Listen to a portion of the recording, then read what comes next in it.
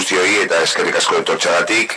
Hasiera emango diogu ezoiko bilkurara honeko gai zerrendarekin. Lehenengo puntua udal taldeen osaeran eta berauen bozeramaileen berri ematea, dar cuenta de la constitución de los grupos y portavoces de los mismos. Bigarren puntuan, ohiko bilkuren maiztasuna finkatzea, determinación de la periodicidad de las sesiones ordinarias del Pleno. Hirugarren puntuan, batzorde informativo iraunkorrak sortu eta osatzea, creación y composición de las comisiones informativas permanentes.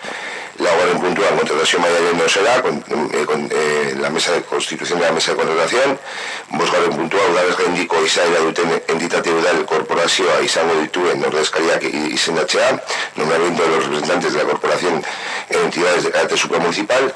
Seigarren puntua, dedikazio esklusibo eta partzea dituzten karguak eta ordainsariak zehaztea, determinación de los cargos con dedicación exclusiva y parcial y retribuciones. Zazpigarren puntua, udal taldeetako diru kopurua eta udaletako organo kolegiatuen bileretara joateriko diru kopurua zehazteko proposamena, asignación económica de los grupos políticos municipales, así como las asistencias por concurrencia efectiva a sesiones de órganos colegiados de cada concejal.